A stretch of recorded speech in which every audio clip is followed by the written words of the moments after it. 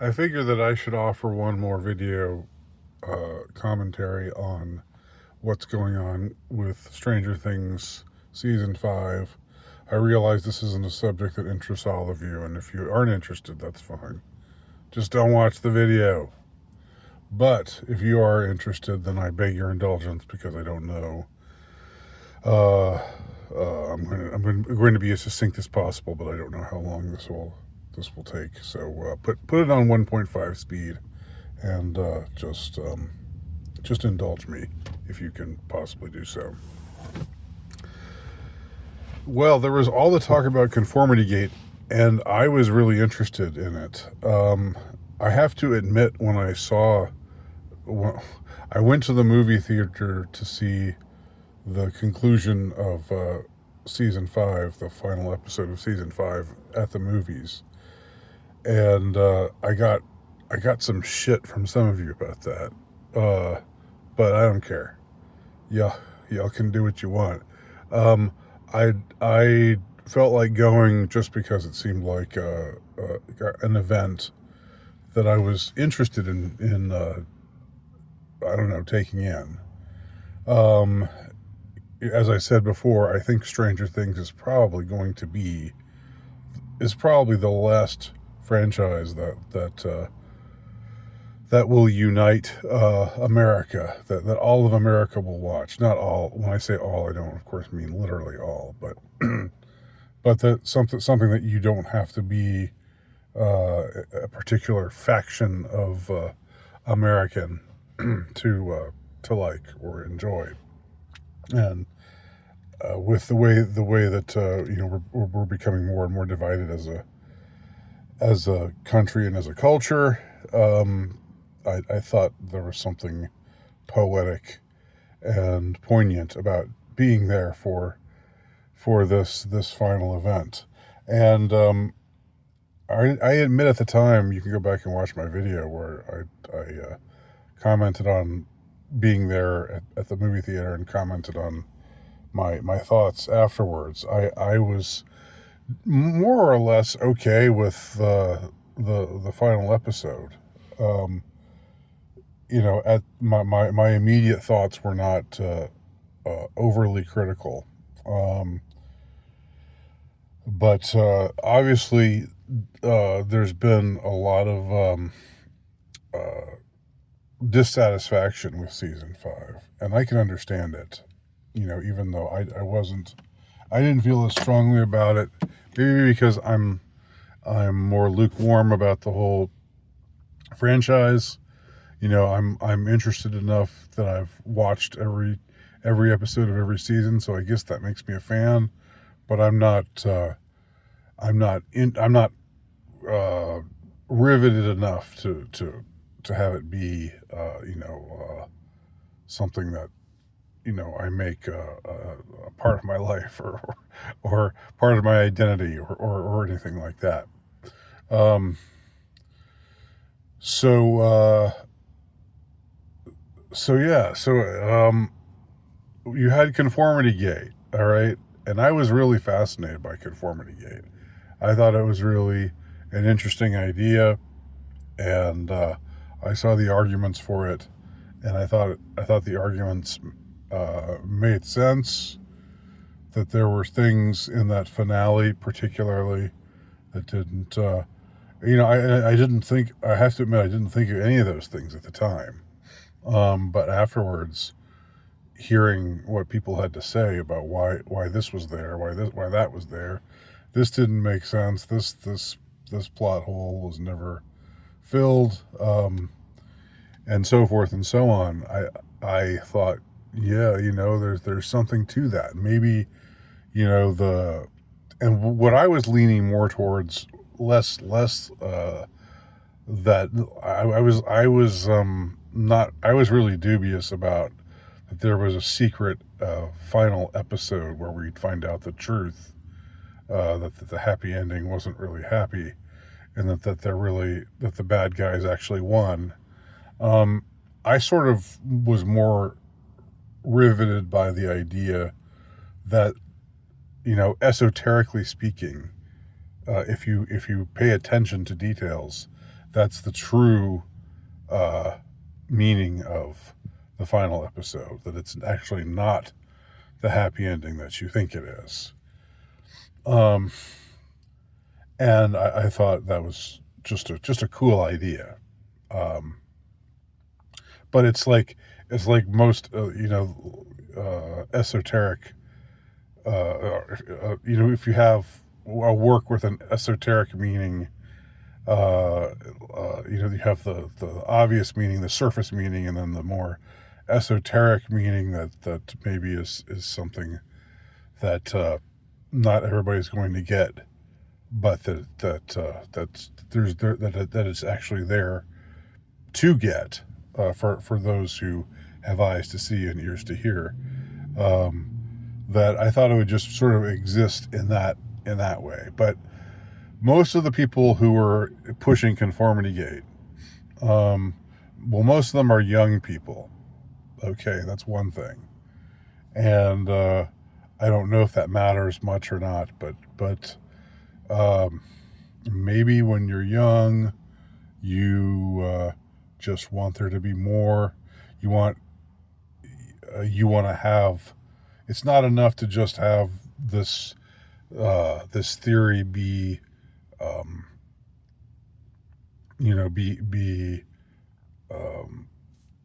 out there to be interpreted.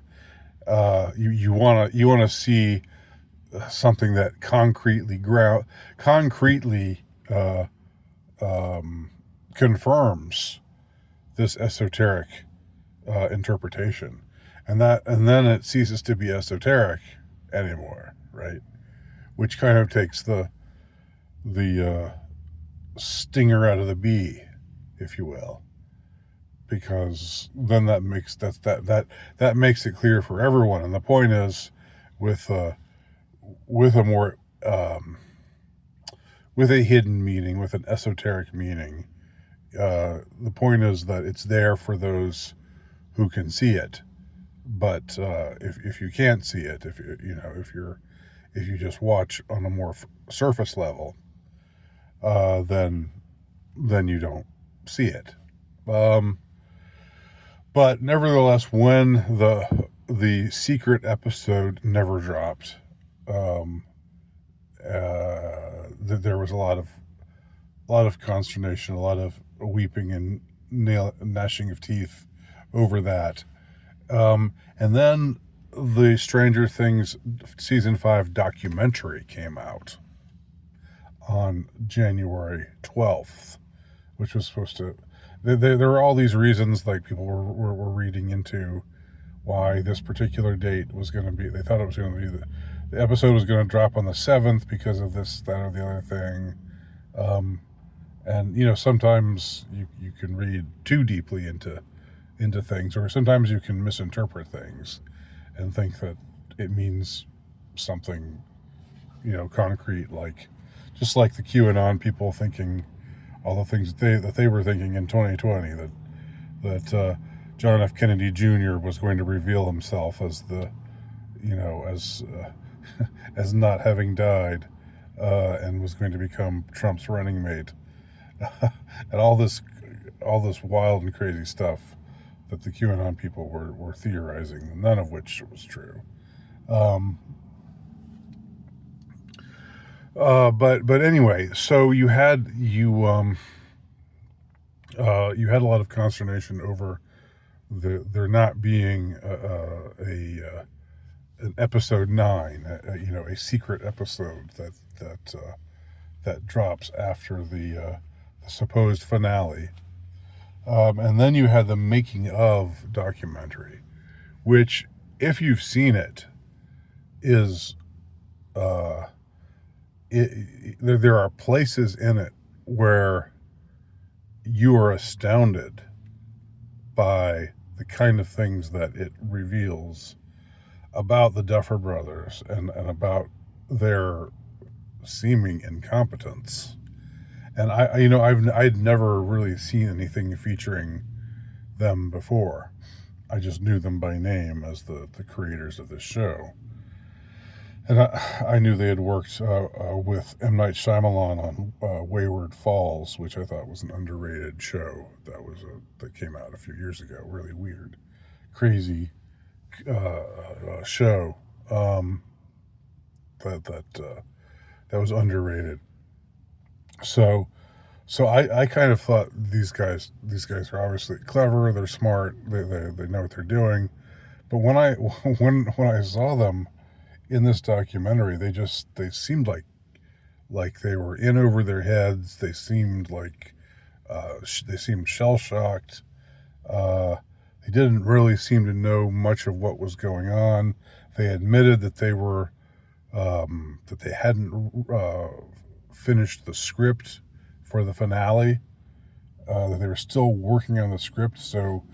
So all of the crew, all of the people making the sets and everything, these elaborate sets, had to just were waiting on tether hooks, to see what exactly they were going to be asked to do, um, which is pretty funny.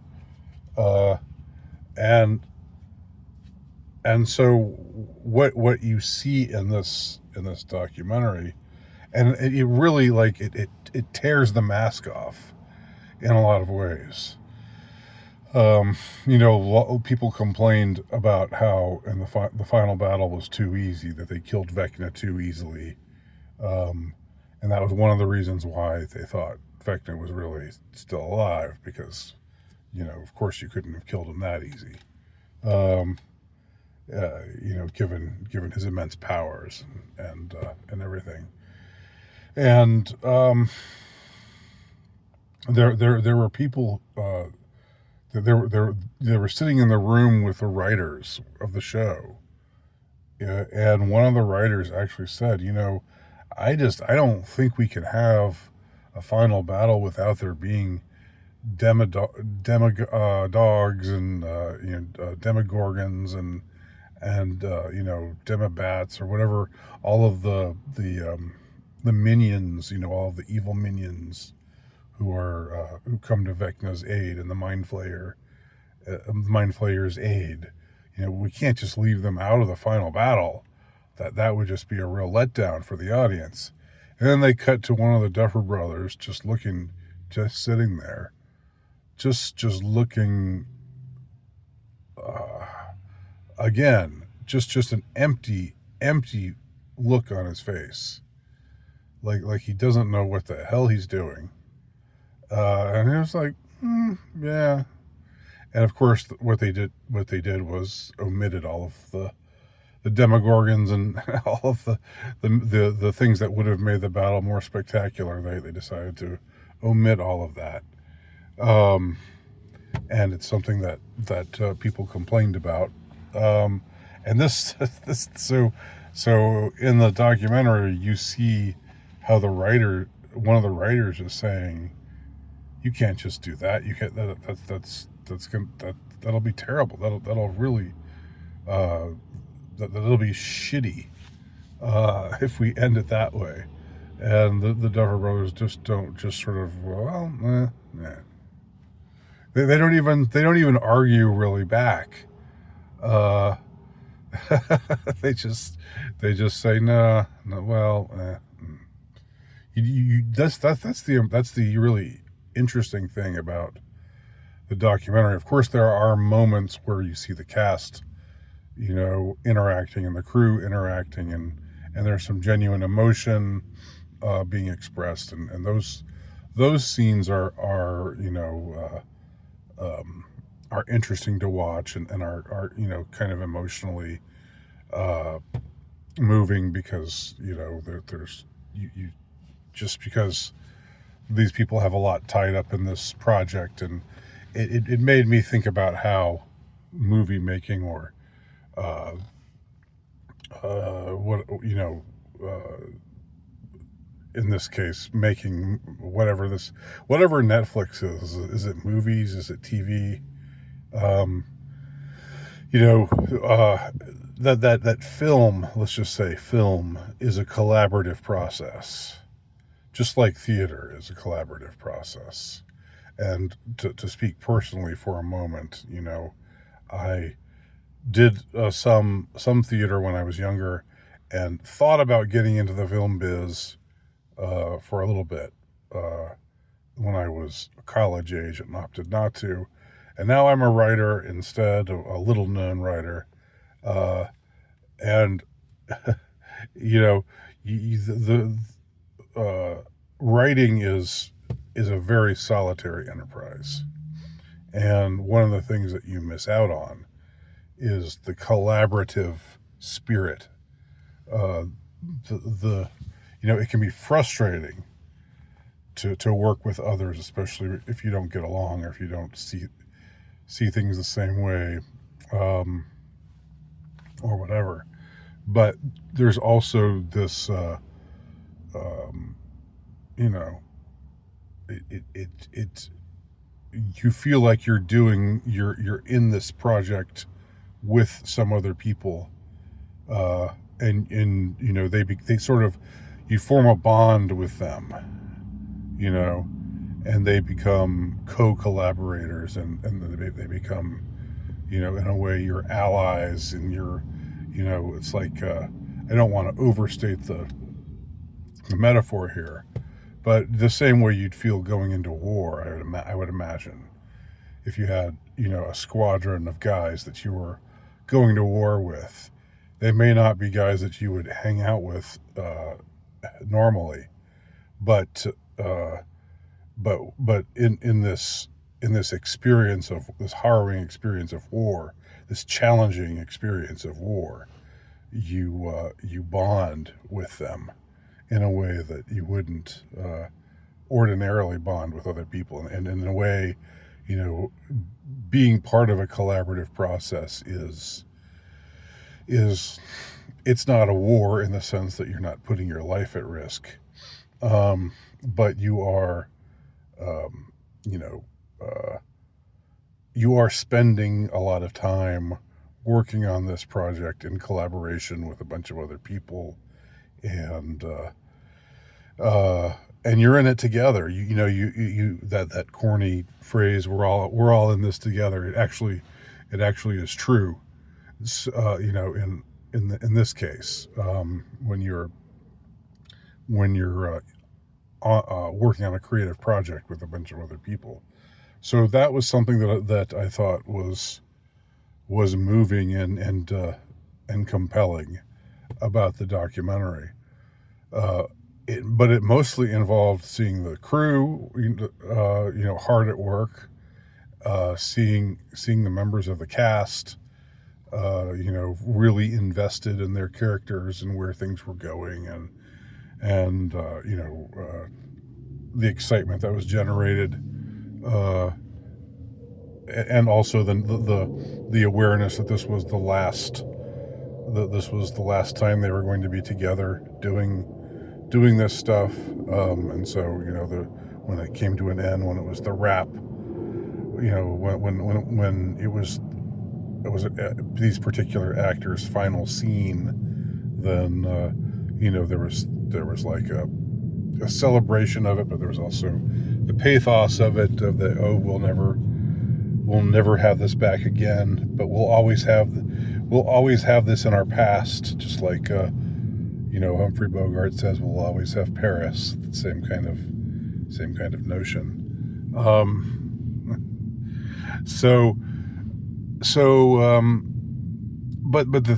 so that stuff is interesting and worth seeing about the documentary, if you're interested in Stranger Things. But uh, but the Duffer Brothers just seemed like such dim bulbs that they just did not impress. Um, and so I sort of second guessed myself. I thought to myself, what did these guys just stumble on something that was good, that was fun to watch for 4 seasons, and then in the fifth season things got kind of out of hand, and you know they didn't stick the landing. Um, but did they ever have it going on, really? Like, they just didn't impress me. And if you were a viewer, they don't impress you. They don't seem like they're really in the, like it's like no one is captaining the ship. It's, these two men are supposed to be the captains, the co-captains of this ship, and you just don't see very much out of them.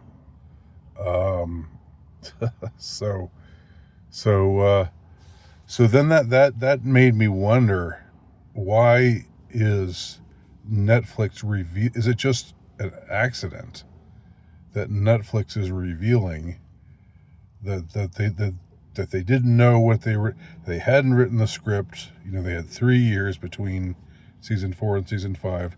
They hadn't written the script yet. They weren't really. They said something like, "Well, we were never really into being writers. We wanted to be directors. We thought writing was the best way to get our foot in the door."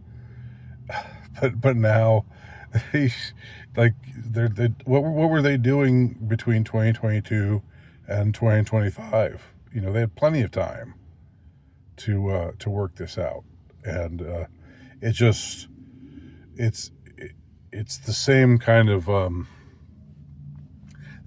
thing you saw going with the Star Wars sequel trilogy, where it became obvious they didn't have any kind of through line. There was no notion of, we'll do this in this episode and this, and then it will continue here, and then we'll conclude it this way. There was no.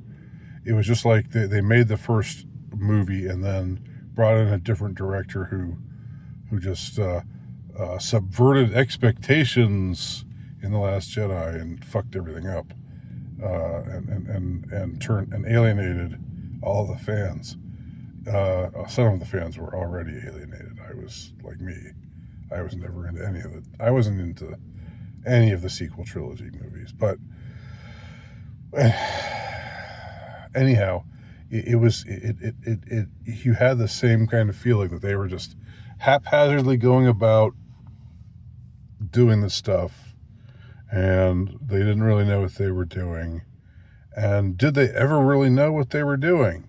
That's I guess the question that I would have. Like, were they ever aware of what they had?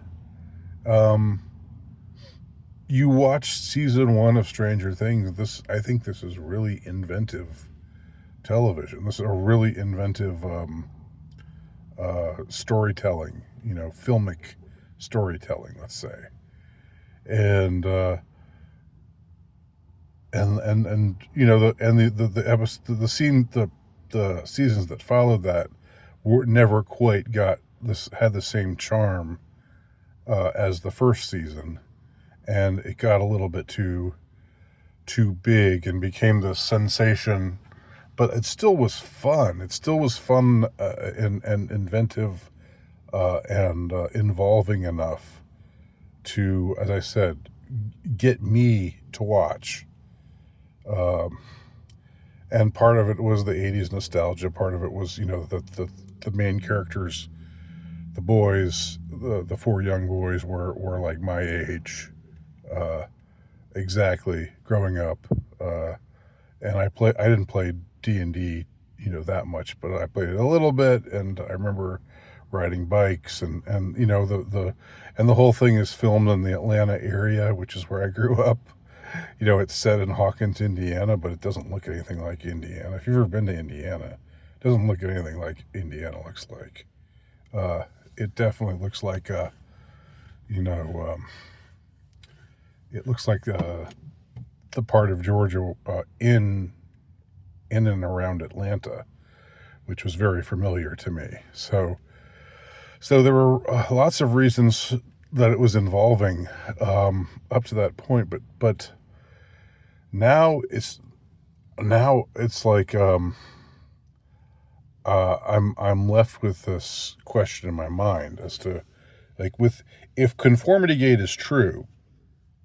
If it really is true that they hid all this stuff. They put all these messages, all these Easter eggs, into these final episodes that let you know, if you were paying attention, that this was not the happy ending that you thought it was. And then you see the guys who are supposed to be these geniuses doing this stuff, and they just don't look like they know what they're doing. So was this all accidental? When the woman at the graduation was holding up a yellow sign that had nothing on it, was that just accidental?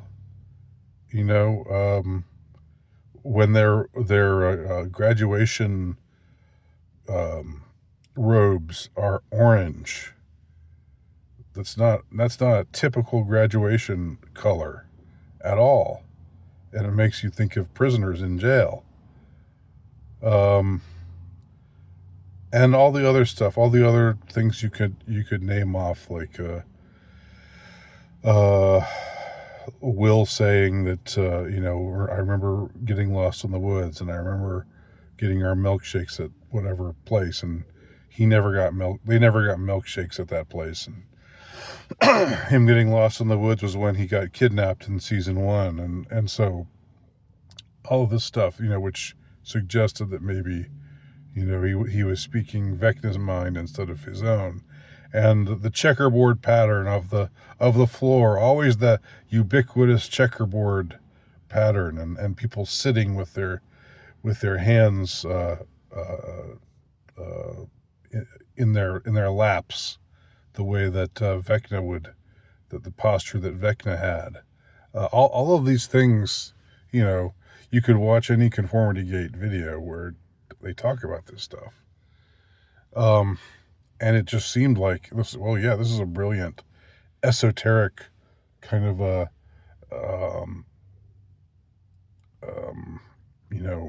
meaning or secret meaning to the end of this story.